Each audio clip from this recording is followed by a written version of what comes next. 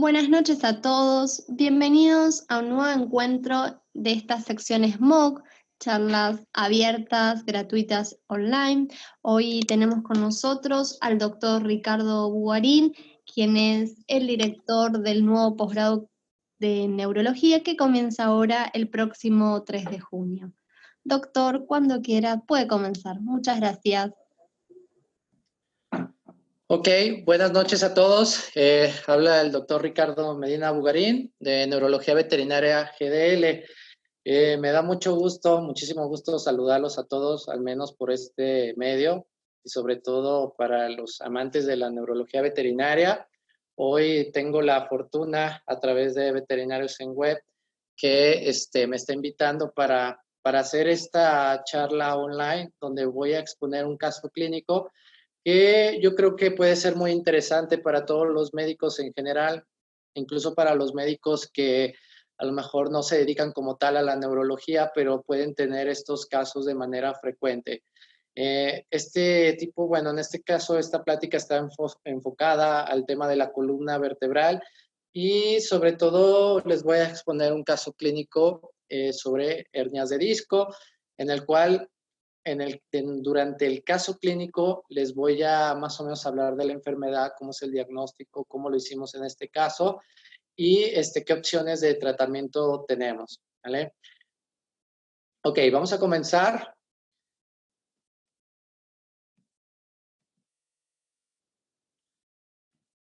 Ok, entonces en este caso yo les quiero exponer un caso sobre una perrita Beagle de 4 años de edad. Estos perros de por sí, todas las razas condrodistróficas, las razas de espaldita larga, como es el Dachshund, el Basset Hound, el Beagle, tienen una predisposición genética a padecer enfermedad discal o a padecer hernias de disco. Esto es porque en este tipo de razas condrodistróficas, de espaldita larga, las células que mantienen hidratados los discos, que hacen que los discos sean como una llanta de gel que da la habilidad para poderse comprimir y expander la columna ante los movimientos, dar flexibilidad a la columna, tiene gran contenido de agua, se llaman proteoglicanos. Entonces, en este tipo de razas, las células que mantienen hidratados estos discos, que hace que tenga esa propiedad, son células que no suelen sobrevivir más allá de los 2 o 3 años de edad.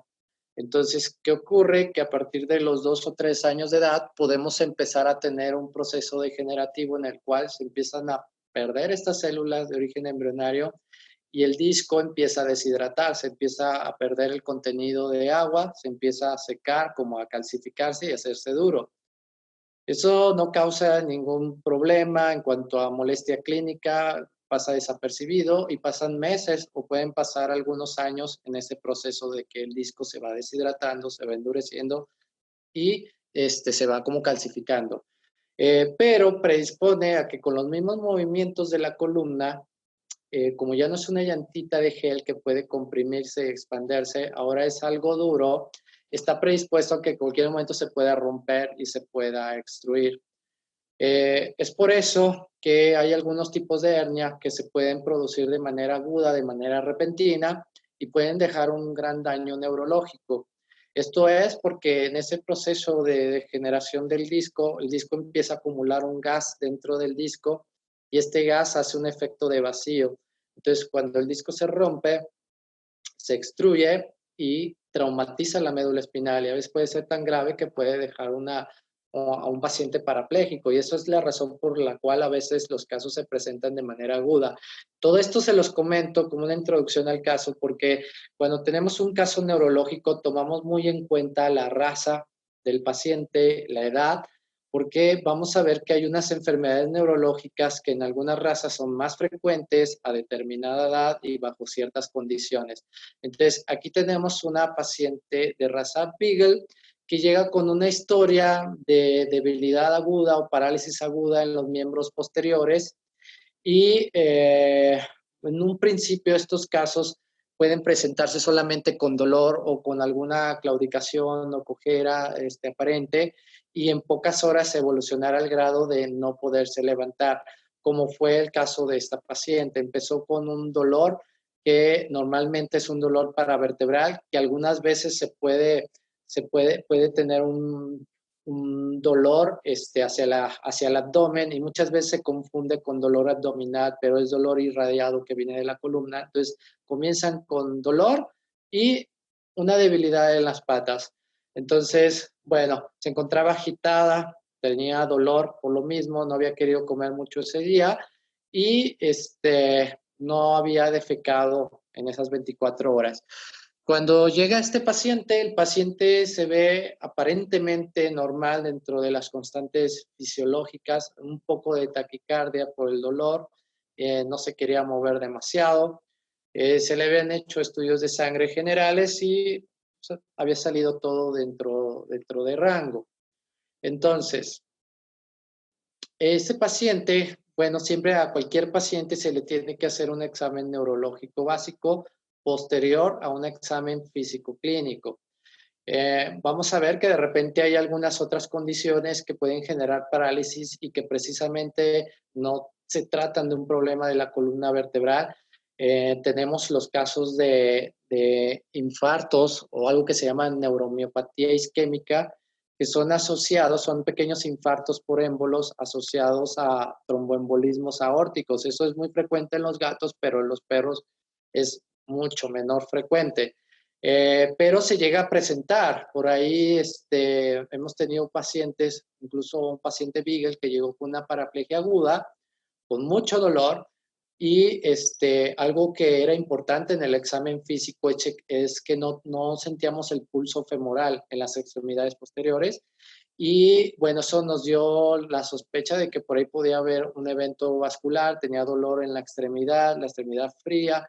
Ya después hicimos otro tipo de pruebas en ese caso, cortamos la uña, vimos que no sangraba, pero bueno, fue muy importante el examen clínico, y esto se los comento porque ese paciente venía derivado de 2 o 3 hospitales y se había tratado como una hernia de disco, ya lleva 4 días, cerca de 4 días con la parálisis, y realmente era un trombo que estaba en el arco aórtico, secundario, perdón, a un problema trombótico, ¿sí?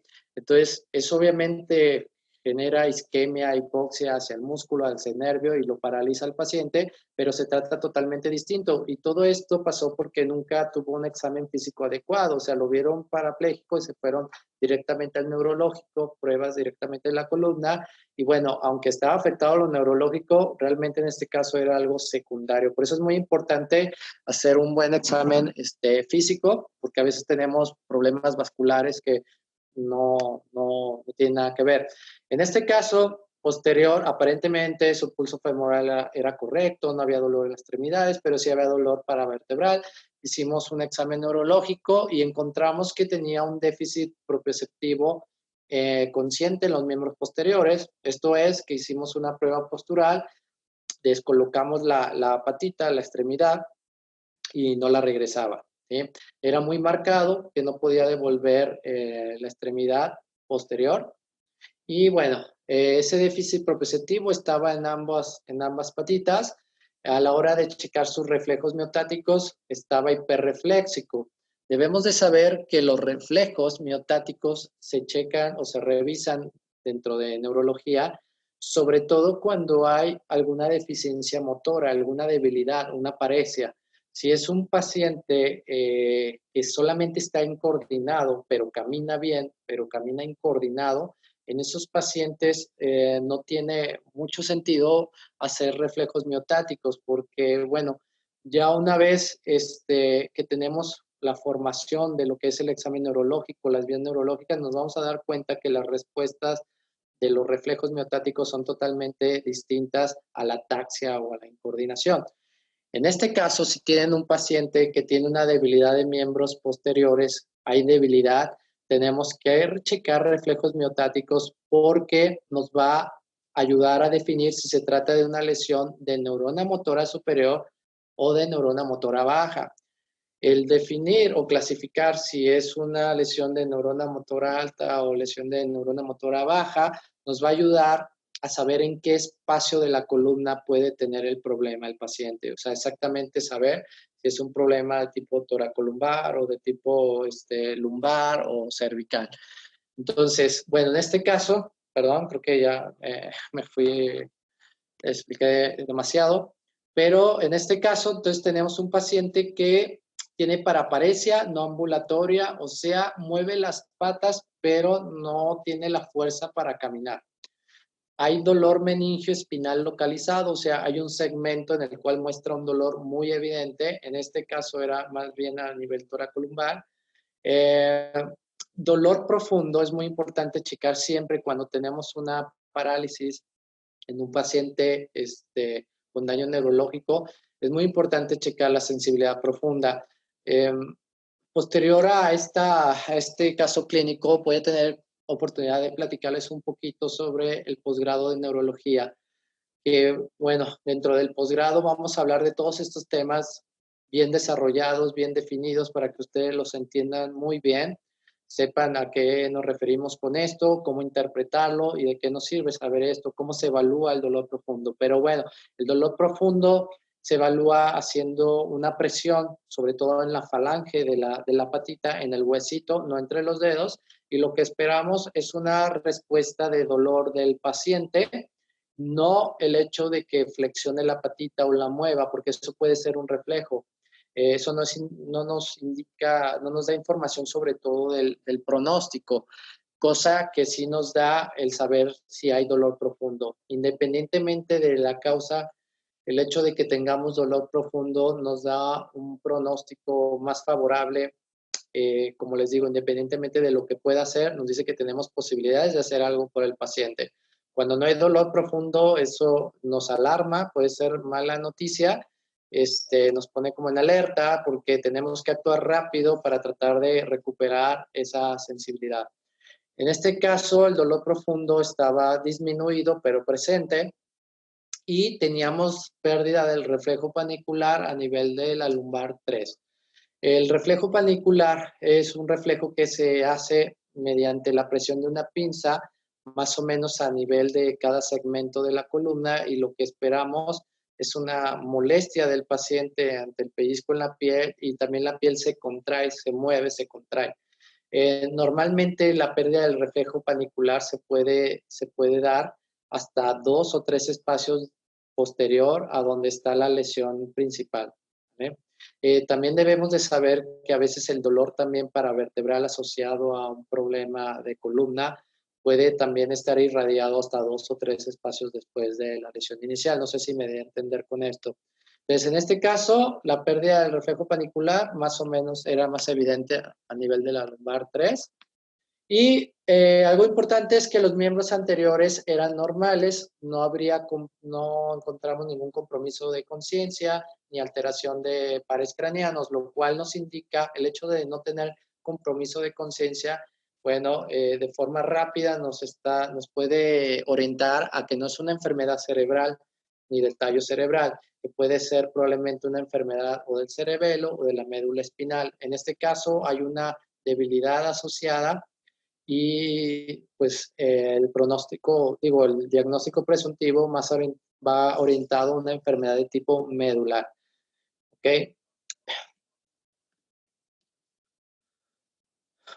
Ok, entonces, nosotros tenemos un paciente que tenía hiperreflexia, tenía solamente afección de los miembros posteriores, ¿sí? Estaba parésico, o sea, estaba casi pléjico. Pléjico significa que ya no mueve las patas para nada. El paraparésico no ambulatorio significa que las mueve débilmente, pero no puede caminar. Entonces tenemos una parálisis, una leve parálisis de los miembros posteriores asociado a una hiperreflexia, asociado a dolor toracolumbar. La hiperreflexia que presenta un paciente con una parálisis en miembros posteriores nos indica que el problema es a nivel toracolumbar, que el problema es de neurona motora superior.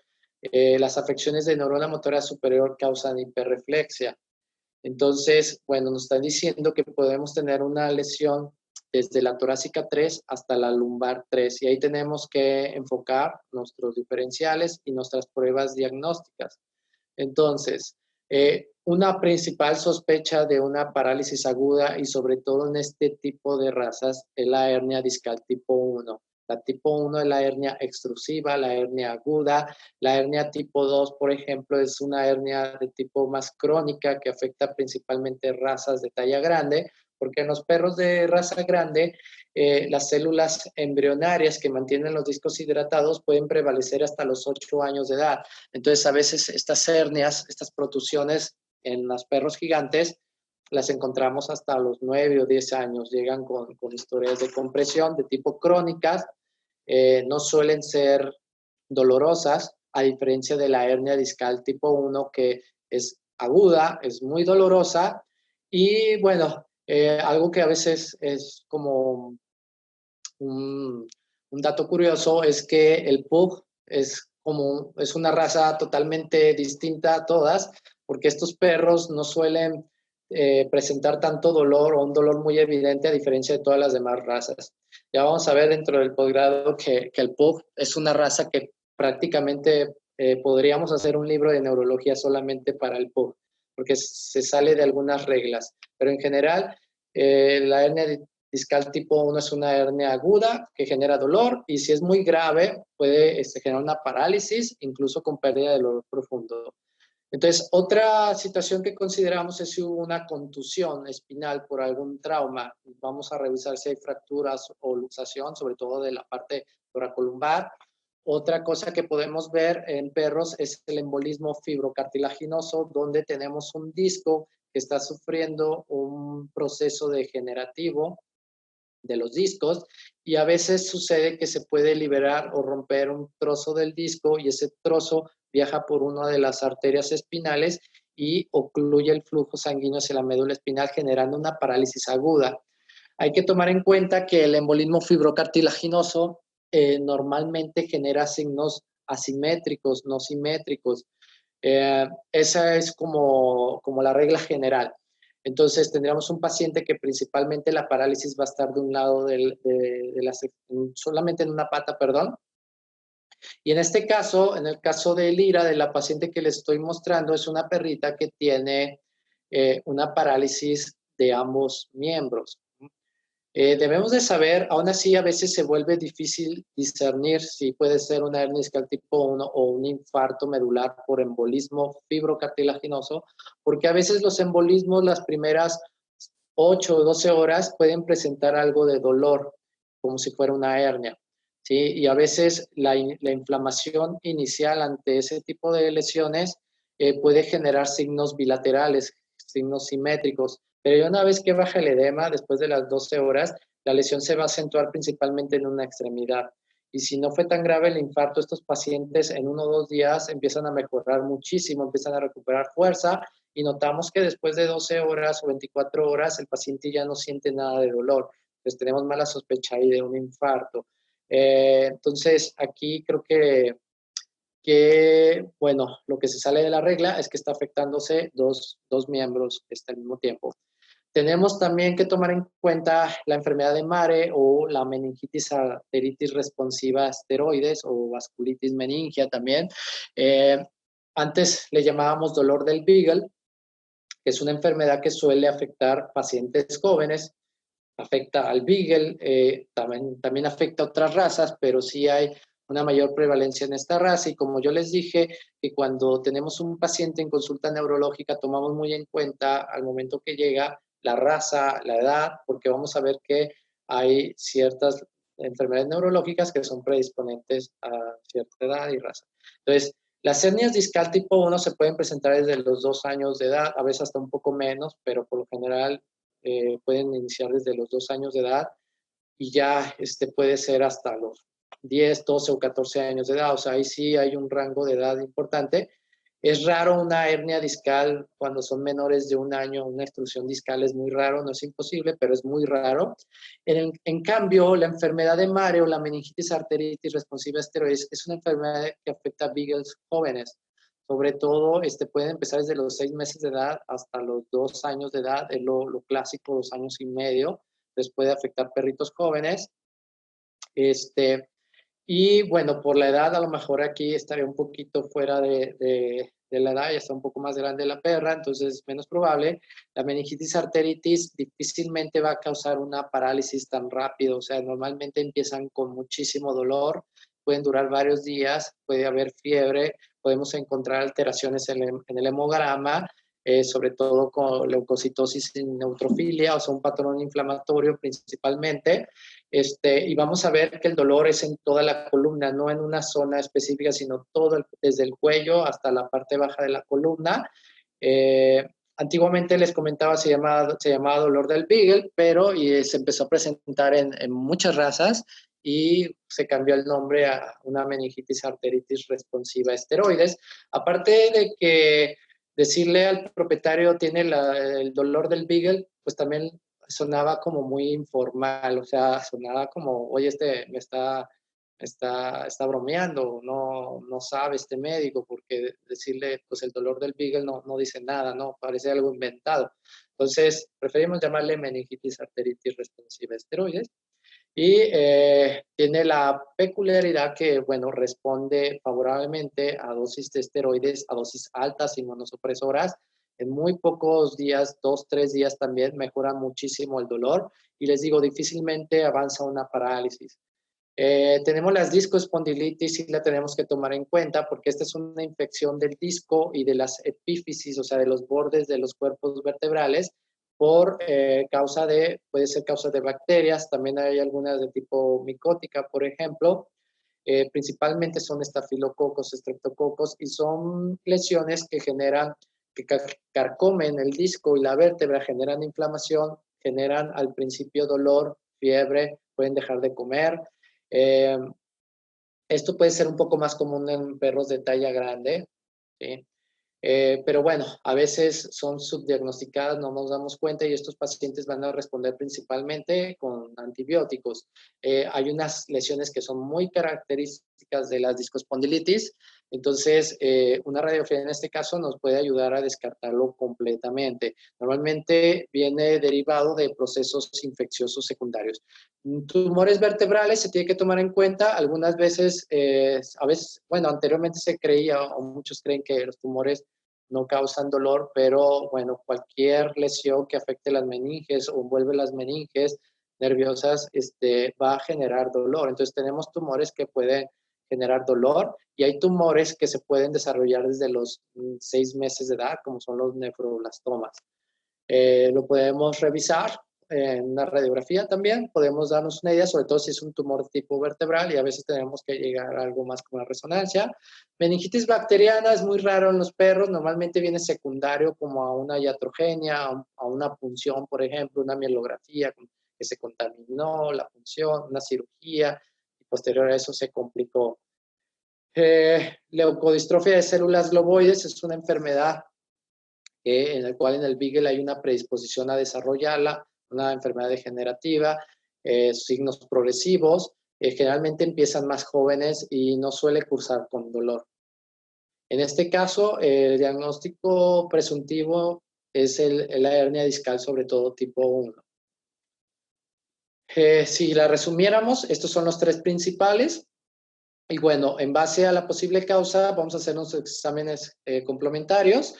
Y bueno, nunca tenemos que dejar de hacer una radiografía simple, sobre todo porque queremos descartar que no haya discoespondilitis, que no vaya a haber un tumor vertebral, una fractura, una fisura. Entonces, es un grave error lo que a veces algunos médicos están haciendo de ver un paciente con un probable hernia de disco y mandarlo inmediatamente a una resonancia. La verdad, a veces se pueden ver muchos detalles en la radiografía y a veces no es necesario llegar a eso. Yo creo que lo más que se le puede ayudar al propietario a reducir costos es lo mejor. Y además podemos orientar de manera errónea el diagnóstico. Entonces, resonancia, en este caso, enfocada sobre todo del segmento toracolumbar, ¿sí?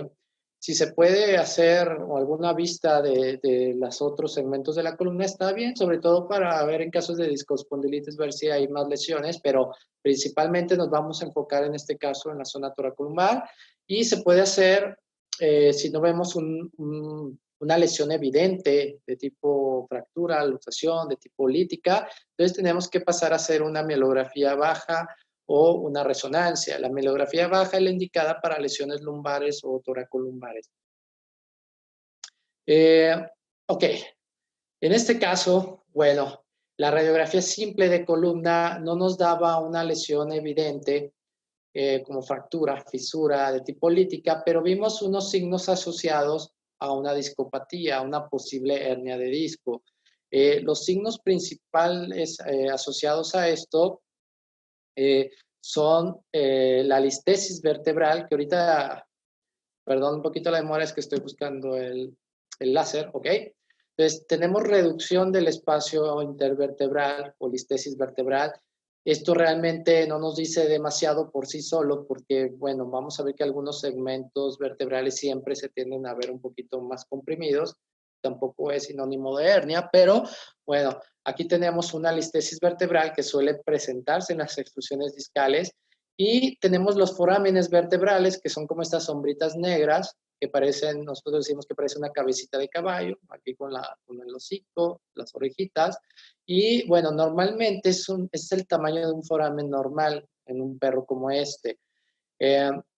Vemos el foramen del lado izquierdo, que también tiene más o menos la misma anchura, pero aquí en el patrón del medio, que está señalado con la flecha verde, vemos que hay una reducción marcada del foramen vertebral, o sea, la sombrita negra casi no se aprecia porque por lo general cuando hay una ruptura del disco, el disco tapa, obstruye el foramen.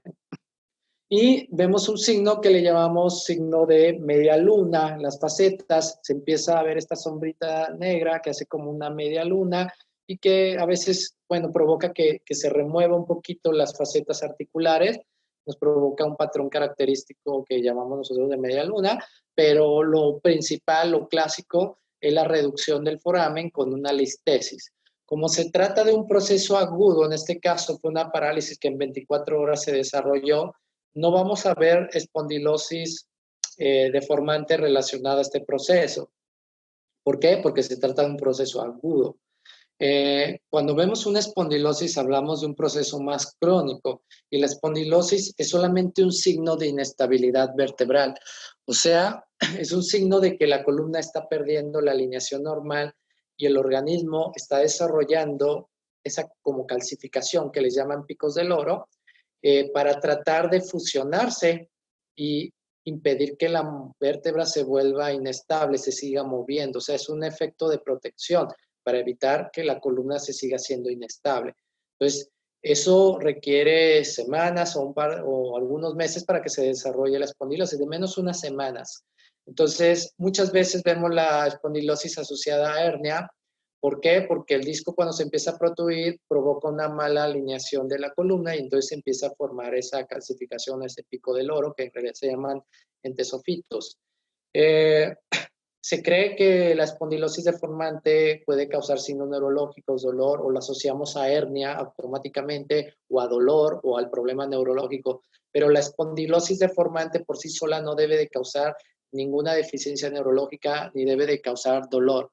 Si tenemos un paciente que tiene signos asociados, neurológicos asociados a una espondilosis, es porque hay una enfermedad secundaria ahí. O hay un disco, o sea, una hernia de disco que está protruyendo, hay una infección vertebral que está provocando una mala alineación, o tuvo una fractura vieja y se volvió un poco inestable en la columna y formó la espondilosis. Entonces, la espondilosis solamente es un signo de inestabilidad. En este caso, concuerda perfectamente que no tengamos una espondilosis, pero sí tenemos una reducción marcada en la zona toracolumbar. Yo les comento que lo más típico en las hernias de disco tipo 1 es que se produzcan las hernias entre la torácica 11 y la lumbar 2 o 3. Es lo más común, sobre todo en lesiones toracolumbares, ¿sí? Lesiones anteriores a la torácica 10 son muy difíciles que se produzcan, sobre todo por hernias de disco, porque existe un ligamento que impide que el disco se protruya, que es más grueso, el ligamento intercapital, y eso va a impedir que se provoque una compresión. Entonces, casi siempre son en las últimas 3 vértebras, en las últimas, perdón, 3 costillas y en las primeras 3 lumbares. Entonces, esto es típico y es la zona que tiene más flexibilidad en la columna. Ok, entonces en este caso la radiografía nos daba la sospecha, pero no el diagnóstico. Y algo que yo utilizo mucho cuando tenemos una sospecha de extrusión discal, que es algo que tiene un 90% de posibilidades de que sea eso, en general la mielografía les puede ayudar bastante. Yo, la gran mayoría de pacientes que opero por hernia de disco, por extrusión discal, utilizo casi siempre la mielografía porque es algo que me permite hacerlo dentro de la misma clínica. A veces aquí en México, yo creo que en toda Latinoamérica es difícil accesar a una resonancia, o no en todos los hospitales se cuenta con una resonancia y a veces se tienen que apoyar en laboratorios de humana para hacer los estudios de resonancia y a veces eso aumenta bastante el presupuesto del procedimiento para el propietario y a veces por eso no acceden a una cirugía. O bien, a veces las citas para la resonancia pueden demorar 1 o 2 días y este tipo de parálisis, siempre que hay una parálisis neurológica, tenemos que actuar rápido. Es muy importante tener un diagnóstico pronto para ver qué vamos a hacer con él. Entonces, la mielografía, si ustedes la hacen bien, les pueden sacar un montonal de ventaja. La verdad, hay algunos colegas que han hecho mielografía y me dicen, ¿sabes qué? Es que a mí no me sirve, no me ayuda. Y la verdad que cuando yo he visto las mielografías, son mielografías que no se realizaron bien, se inyectaron mal y por eso no pueden definir bien dónde está la lesión. Casi siempre nos puede sacar del apuro. Hay sus excepciones. En este caso, yo opté por una mielografía.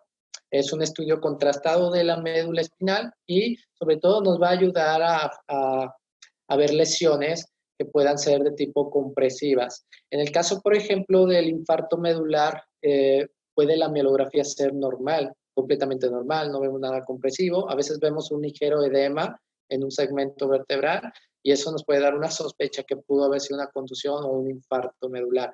Pero bueno, en el caso de las hernias funciona bien. Se utiliza un medio de contraste, en este caso utilizamos siempre uno que es al 300%. Esto se va a inyectar en el espacio subaracnoideo, por donde corre el líquido cefalorraquídeo junto con la médula espinal, para que el medio de contraste vaya iluminando la médula espinal, vaya alrededor, junto con el líquido cefalorraquídeo, nos va a ir iluminando la médula espinal y nos permita visualizar si efectivamente ese segmento que creemos que puede tener la hernia ese es exactamente donde tiene la lesión. Vamos a ver que a veces creemos que puede ser ese segmento y resulta que es el de al lado. Por eso es importante, antes de pensar en una cirugía o una terapia, confirmar el diagnóstico, porque la radiografía por sí sola no es concluyente para una hernia. Tenemos que comprobarlo, ya sea con una mamografía o una resonancia. Una resonancia nos permite ver más detalles, nos permite ver específicamente ver súper bien la lesión, ver cómo están los otros discos, si hay un proceso degenerativo de los otros discos en proceso, evaluar si fue un infarto, podemos ver más cosas. Pero yo creo que en este caso nos ayuda bastante a sacar el caso adelante. Posterior al contraste, se hacen unas radiografías. Lo que les digo, ventajas que es más económico, se puede hacer con cualquier veterinario que tenga rayos X, se tiene que anestesiar, eso sí, y muy útil en lesiones compresivas. La calidad como desventaja, la imagen no es tan buena como una resonancia, pero créanme que si la hacen bien puede ayudar muchísimo. Si es más invasiva que una punción, en verdad son muy raros los casos en el cual tengamos algún efecto secundario. Normalmente se produce porque metieron demasiado contraste, lo metieron muy rápido, no tuvieron cuidado al hacer la punción, pero si lo realizan y lo ensayan, o se forman en eso, lo practican, la verdad que puede ayudar bastante. No se recomienda en pacientes que tengan una sospecha de aumento de la presión intracraneana, ¿sí? Por ahí ven algún signo cerebral, no va a ser buena idea hacer una mielografía, ¿ok? Convulsiones puede ocurrir sobre todo si pasan demasiado contraste y sobre todo si hacen una mielografía alta en la cisterna magna, es más probable que el paciente convulsione. Esto es más común o más visto, lo vemos más en pacientes que pesan más de 20 kilos, tienen como una predisposición mayor a sufrir esto. A veces otro efecto que puede ocurrir es la mielitis química transitoria, paro, que es como una reacción anormal medio de contraste. Tenemos un paro cardiorrespiratorio. Esto es más común en las funciones altas de la cisterna magna, pero aquí se necesita una mielografía baja y el riesgo es muchísimo menos, mucho más fácil. en cuanto a que van a tener menos efectos secundarios, ¿sí? Menos riesgos. La dosis que usamos es de 0.3 ml por kilo, lento. Ustedes a veces cuando son perros de talla grande pueden sacar un cálculo y les puede dar 10 ml, 12 ml. En realidad no se aconseja dar más de 8 ml totales, ¿sí? Aunque el perro a lo mejor por calculando su peso, ml por peso, les pueda dar 10, 12 o 14 ml, la verdad no es aconsejable meter más de 8 mililitros porque pueden aumentar demasiado la presión intracraneana y generalmente tenemos muchos efectos secundarios a dosis más altas. Entonces, 8, máximo 10, y hacer la mielografía cercano al segmento con la lesión sospechosa. O sea, tenemos un paciente que sufre una lesión toracolumbar, pues hay que hacer la cisterna lumbar, que va a llegar el contraste ahí de mejor forma. En los pacientes, como un tip, en los pacientes de talla pequeña, chihuahuas, poodles, si hacen una mielografía baja, muchas veces la mielografía baja puede llegar el contraste hasta cervicales. Y a veces para los propietarios, no los propietarios, los médicos que a lo mejor tienen temor a hacer la mielografía alta, perros chiquitos pueden intentar la baja y probablemente con esa dosis de 0.3 ml por kilo sea suficiente para que llegue hasta las cervicales. En los perros de talla mediana, talla grande, van a tener que hacer una mielografía alta porque no pueden poner más contraste, ¿sale? Se recomienda mantener tibio el contraste con la mano apretadito antes de con la jeringa que vayan a ustedes a utilizar ya con el contraste preparado, mantenerlo con la mano, más o menos con el calor de la mano, se va a mantener un poquito tibio, ¿no? Que no esté muy frío en medio del contraste. Contraindicaciones, pues ya se las había comentado, realmente lo que les había dicho, vamos a apresurarnos un poquito por los tiempos, y bueno, en general, estas son imágenes de una mamografía que tuve oportunidad de hacer en el Instituto Neurológico. Actualmente, bueno, yo me formé hace ya como 9, casi 10 años ahí, y actualmente yo trabajo en Guadalajara, México. Creo que no se los había comentado, pero bueno, yo estoy en México, ya tengo casi 10 años haciendo neurología aquí, y bueno, quise compartir algunas imágenes clásicas. Hay que rasurar la zona donde se va a hacer la punción, es muy importante que esté aséptica. Y bueno, en este caso se describe la técnica baja. La punción se hace entre la lumbar 5 y 6, que fue la que hicimos en este paciente. Yo les pongo estas imágenes por método de enseñanza para que se orienten. A ese nivel está la cisterna baja y sabemos que la médula espinal en el perro llega hasta la lumbar 5, la lumbar 6. En algunas razas puede llegar hasta la lumbar 7, pero tiene que ser entre la lumbar 5 y la lumbar 6.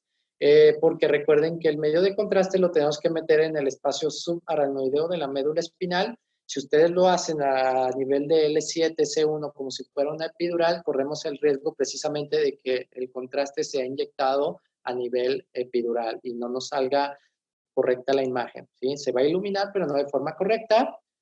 Más o menos así tiene que ingresar el catéter con la punción. Se puede hacer de dos formas. Una es como recta, ¿sí? Y la otra, si se fijan, es un poquito como en diagonal. Eso ya es la preferencia o el entrenamiento de cada médico, cómo se le facilite más. Hay unos que pasan por un lado de la apófisis espinosa y hay otros que pasan entre las dos apófisis. Procedimiento alto, en este caso no se hizo, pero bueno, se lo describes en la vía externa medular y la baja entre lumbar 5 y lumbar 6. Se hace la punción y lo que esperamos primero, lo que esperamos al hacer la punción es que salga el líquido cefalorraquídeo. Vamos a encontrar una presión del líquido hacia afuera, o sea, va a empezar a gotear el líquido. Se recomienda sacar el líquido. En este caso, si se fijan, se realizó con un catéter ese que utilizamos para canalizar. Puede ser un 22, un 24, un 20, dependiendo la raza. Si es un perro chiquito, a lo mejor un 24 es suficiente. Se hace la punción, se extrae el líquido con una jeringa y una vez que se saca todo el líquido que está por ahí, se inyecta el medio de contraste aquí. Vamos a rellenar de contraste todo el catéter para después quitar la aguja y enchufar la jeringa directamente aquí al catéter y empezar a introducir el contraste. Se tiene que introducir lentamente no en menos de 2 minutos. No pueden hacer mucha presión, tienen que irlo metiendo poco a poco. ¿Vale?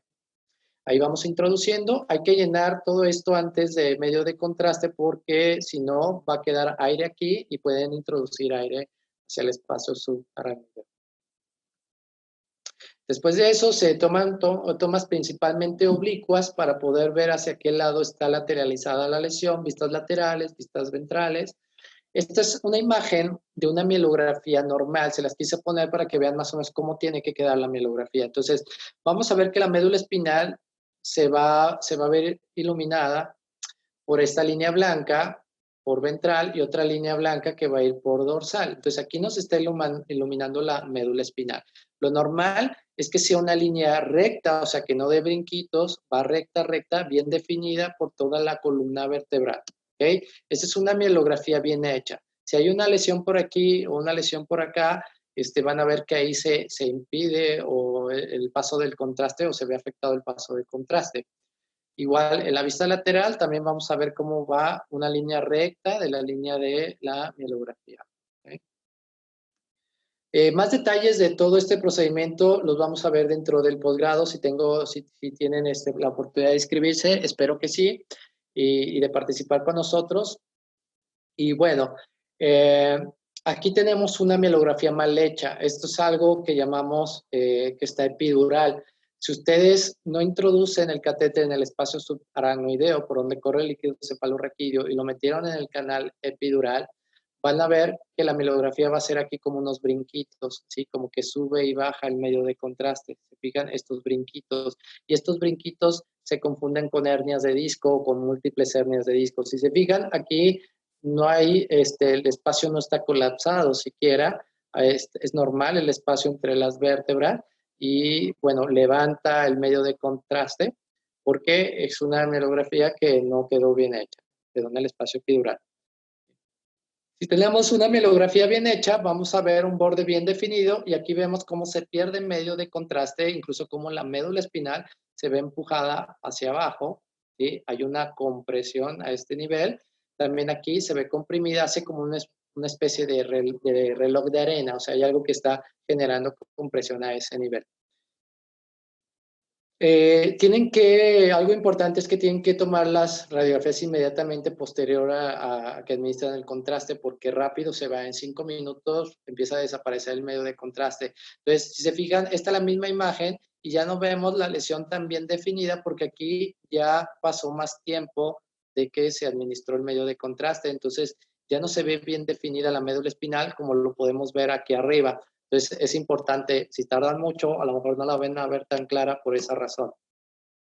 Procedimiento alto en la cisterna cerebelo-medular. La verdad no me voy ahorita a enfocar mucho en esto por los tiempos, pero bueno, hacemos esas proyecciones laterales para ver sobre todo la columna cervical con los bracitos hacia atrás. Vamos a tener una charla de radiología específicamente de la columna, posiciones y todo. Y bueno, esta es una mielografía bien hecha, donde vemos bien definido el medio de contraste, igual, ¿sí? En una mielografía alta. Hacemos vistas en dinámica, o sea, en flexión, en extensión. Tenemos algunos patrones mielográficos que les voy a hablar rápidamente. Extradural nos referimos cuando es algo que presiona de afuera hacia adentro a la médula espinal. Entonces vamos a ver una imagen de la mielografía como esta, donde vamos a ver que la línea blanca del medio de contraste se va a ver empujada hacia arriba por un factor externo. Si vemos una imagen 3D, esto estaría pasando. Tendríamos aquí la médula espinal, tendríamos, por ejemplo, un disco que empieza a presionar de afuera hacia adentro, ¿sí? Entonces vamos a ver un patrón mielográfico así, le llamamos extradural. Entonces vamos a ver aquí como aquí, que va el medio de contraste y algo levanta aquí gravemente, ¿sí? Levanta. Aquí de hecho vemos algo gris, un disco calcificado, en este caso es una hernia de disco. Aquí tenemos otra mielografía donde vemos que la médula espinal va recta, el contraste y luego algo levanta. Vemos que hay un factor aquí compresivo. También es por una hernia de disco.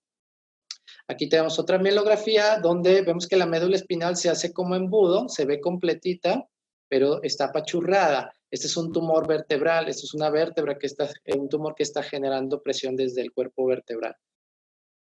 Aquí tenemos otra presión extradural, un patrón extradural típico por una lesión compresiva. Esta es a nivel dorsal por una artrosis de las facetas articulares.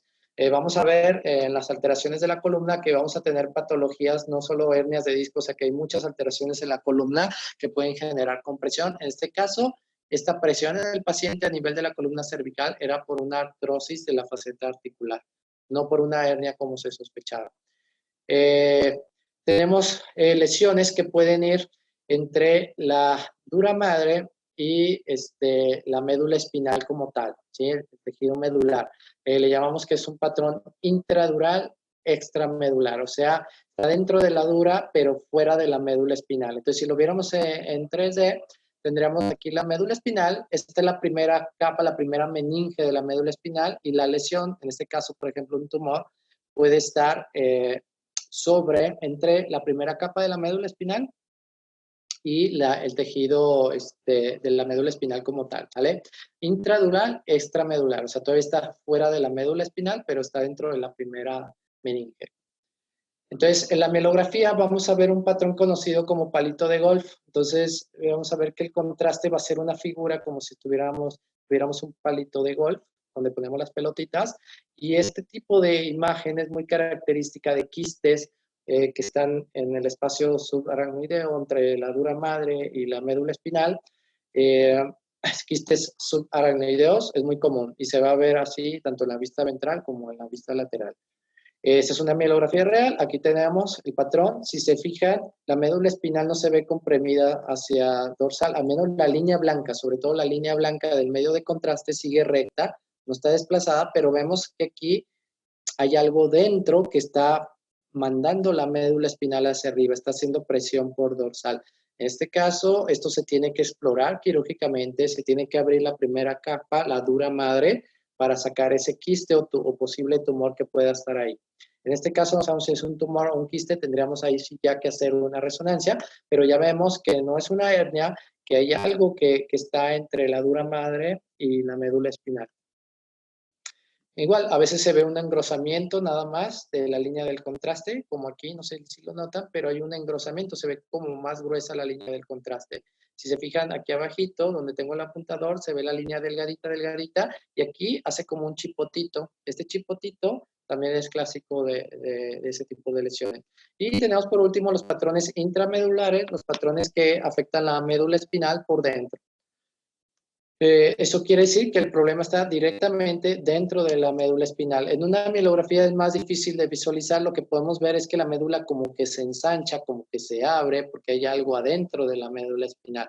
Tendríamos que hacer resonancia. Igual aquí vemos que hay una lesión que abarca todo por dentro de la médula espinal. En este caso, esta es la mielografía de la paciente del caso clínico de Lira, y aquí lo que vemos es que el medio de contraste a este nivel deja de pasar, donde tengo el apuntador, ya no pasa, y por aquí ya vemos que vuelve a pasar. Normalmente cuando tenemos una extrusión discal hay mucho edema asociado en la mielografía, entonces vemos que el medio de contraste en casi 2 cuerpos vertebrales no pasa de buena forma porque hay demasiado edema. En este caso, la lesión está principalmente aquí donde está el apuntador, porque se fijan es donde principalmente vemos la listesis vertebral más evidente. Y en este caso optamos por entrar a una cirugía exploratoria con un diagnóstico presuntivo de hernia discal a este nivel. Entonces, uno entra a este nivel y si no se encuentra el disco extruido por ahí, podemos alargar un poquito la cirugía, extendernos un poquito hacia el otro cuerpo vertebral. Pero aquí muy probablemente sospechamos que está el problema y definitivamente ahí fue. En una resonancia podemos ver más detalles, una secuencia T2 donde los líquidos, los discos se ven hidratados, por eso se ven blanquitos, tenemos un disco deshidratado, se ve oscuro y coincide con una compresión medular. Este es otro caso de otro paciente, nada más para mostrarle las ventajas de la resonancia. Pues en este caso, el tratamiento principal ante la parálisis aguda, disculpen los tiempos, sé que queda poco tiempo, pero bueno, me voy apresurando. En este caso, se hace una hemilaminectomía porque tenemos una parálisis aguda con sospecha de extrusión, lo que le da la mayor posibilidad, si se atiende rápido, a que vuelva a caminar la cirugía y hacemos una hemilaminectomía. Vamos a entrar por la parte lateral de la columna vertebral, se se va a perforar el cuerpo vertebral para llegar a la médula espinal y quitar ese disco que está comprimiendo. Si se fijan, es a nivel más o menos de las facetas articulares, ¿sí? Toman por referencia la faceta articular y si se fijan más o menos a ese nivel, hacemos la ventana entre las dos vértebras afectadas. En este caso era el segmento L1, L2. Esta es la médula espinal, lo tengo aquí con el apuntador. Tenemos aquí el disco que estaba extruido, que estaba apachurrando la médula espinal. Y esta es la imagen posterior a la cirugía, donde vemos ya la médula espinal prácticamente libre. Todavía queda un poquito ahí de material, pero ya la compresión era mucho menos que la inicial. Entonces, bueno, en este caso, les voy a mostrar el video de la paciente que había ingresado pléjica y a los 7 días empezó a recuperar la fuerza posterior a la cirugía. Déjenme ponerles el video. Un segundito, a ver si corre. Okay. Entonces, aquí fue muy positivo porque empezábamos a notar que la perrita hacía ya por levantarse, ya como que se mantenía con cierta fuerza, incluso si la ayudábamos, se quedaba quieta, movía la cola, empezaba a moverse, todavía si la dejaba sola se caía. Esto pues fue un proceso. 2 días después ya estaba en casa y notábamos que ya empezaba a mover las piernas de forma voluntaria, eso era buenísimo, todavía no caminaba al 100, pero bueno, ya iba recuperando la fuerza. La verdad, la cirugía en estos casos les ayuda mucho si se hace a tiempo. Pacientes que pierden el dolor profundo más allá de 48 horas, es muy difícil que puedan recuperar la movilidad. Entonces, si no hay la posibilidad de hacer una cirugía, lo ideal es derivar en estos casos al colega que pueda tener este entrenamiento en esta cirugía. Incluso el mismo día, más tarde, aquí ya empezaba a animarse a dar unos pasitos, empezó a recuperar la función motora. 10 días, o sea, al día siguiente, ya estaba caminando mucho mejor. Lo normal en estos casos es que ellos empiecen a recuperar la movilidad y la fuerza entre los 15 y 20 días. Eso es lo más común.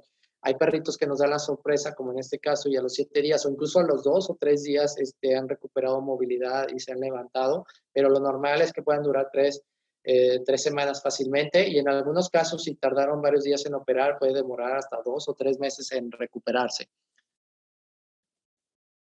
El tratamiento postquirúrgico lo manejamos con omeprazol para proteger el estómago, que no se va a irritar. Caprofeno es un antiinflamatorio que utilizo muchísimo en estas lesiones compresivas de la columna, sobre todo con diagnósticos de hernia discal. Y para el manejo del dolor postquirúrgico se maneja al principio con buprenorfina, 2 días, ya que baja la molestia, se cambia tramadol cada 8 horas por 4 o 5 días más. Y también otra cosa más que añadimos es la pregabalina, o la gabapentina, que esa la pueden manejar, en el caso de la pregabalina, 2 miligramos por kilo cada 12 horas, lo pueden manejar de menos unos 45 días y ahí empezamos a reducirlo. Le ayuda bastante a que no sienta ninguna molestia en el proceso de recuperación. En este caso, la perrita le fue bien, volvió a caminar y bueno, esto es todo con el caso clínico. Una disculpa la demora, pero bueno, espero sus dudas, no sé si tengan algún comentario. Es un gusto para mí haber compartido este caso clínico. Bueno, muchas gracias, Ricardo. Si querés, puedes comentar un poco en qué consiste el nuevo posgrado en neurología que comienza ahora el próximo 3 de junio. Ok. Gracias, Ricardo. Muchas gracias a todos por participar de este encuentro MOOC y los esperamos entonces, como bien dijo el doctor, el próximo 3 de junio. Muchas gracias y buenas noches a todos. Hasta luego.